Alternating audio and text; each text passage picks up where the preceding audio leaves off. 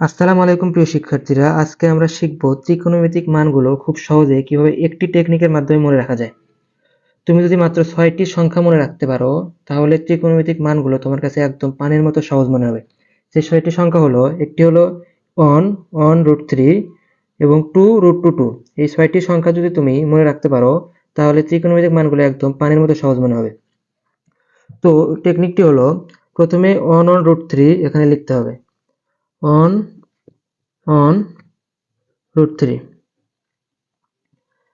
আবার এই পরের লাইনে এই √3 1 লিখব, √3 1 আবারও 1 √3 1 √3 এবং √3 1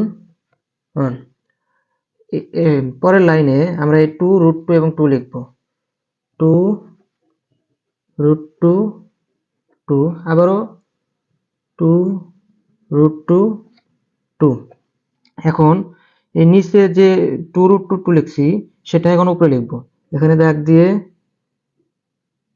2 √2 আবারও একই 2 √2 এখন এগুলোর ক্ষেত্রে প্রথমটাতে √3 লিখব, তারপরে পরের লাইনের শেষেরটাতে √3 লিখব, আবারও প্রথমটাতে √3 লিখব এবং শেষেরটাতে √3 লিখব। আমাদের 30 ডিগ্রি, 45 ডিগ্রি এবং 60 ডিগ্রির মানগুলো একদম হয়ে গেল। এখন 0 ডিগ্রির মান লেখার জন্য আমাদের একটু মুখস্থ রাখতে হবে।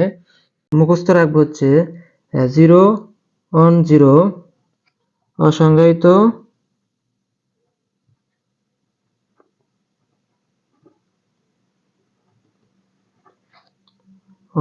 অসংজ্ঞায়িত।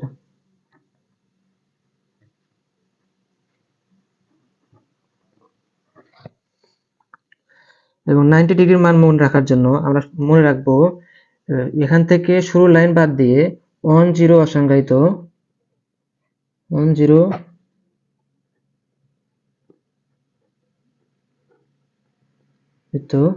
আবার শুরুর লাইন বাদ দিয়ে এবং দ্বিতীয় লাইনও বাদ দিয়ে 0 অসংজ্ঞায়িত 1 0 অসংজ্ঞায়িত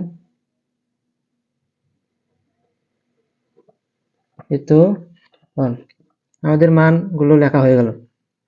এখন তুমি এই টেকনিকটি পরীক্ষায় কিভাবে ইউজ করবে? পরীক্ষায় লেখার জন্য তোমাদের পরীক্ষা শুরু হওয়ার 15 মিনিট আগে তোমাদের কাছে খাতা দেওয়া হবে। তো সেখানে তুমি এটা লিখে রাখতে পারো ওই 15 মিনিটের সময়ের মধ্যে, তাহলে তোমার প্রশ্ন দেওয়ার পর আর সময় নষ্ট হবে না।